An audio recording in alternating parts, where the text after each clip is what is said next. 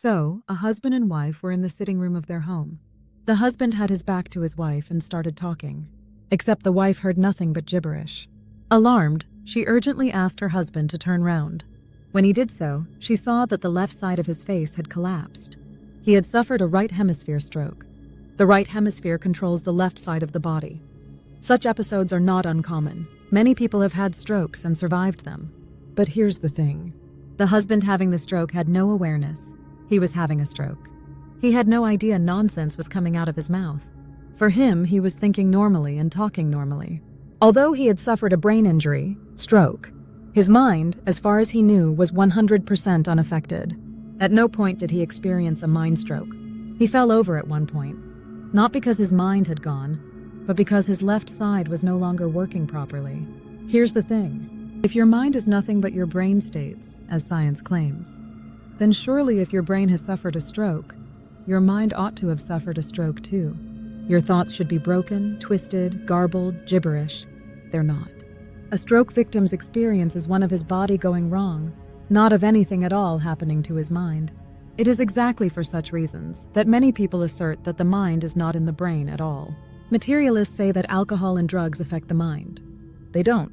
They affect the brain, and then the mind, which obviously interacts with the brain, has a different kind of interaction than it normally does. But have you ever considered your mind to be drunk? You can certainly feel physically uncomfortable, tired, unbalanced, giddy, and so on.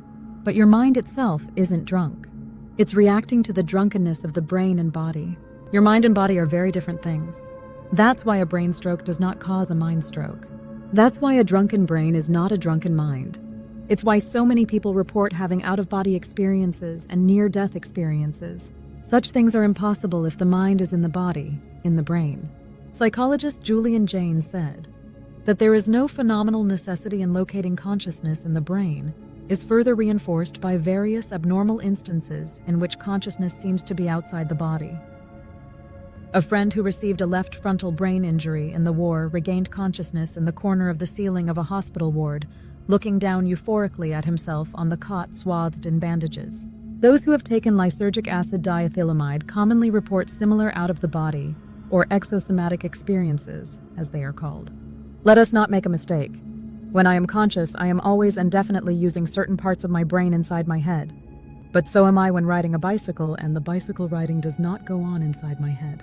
The cases are different, of course, since bicycle riding has a definite geographical location, while consciousness does not. In reality, consciousness has no location whatever except as we imagine it has. If your consciousness were tied to the brain injuries would be catastrophic. A brain stroke would incapacitate the mind as much as the body. Yet people having strokes don't even realize that anything has happened until someone tells them, or they fall over. Isn't it time science actually tried to grasp what the mind truly is? Mind uses the brain, but is not in the brain. How can science respond to that? Science literally has no clue what the mind is. How sad is that?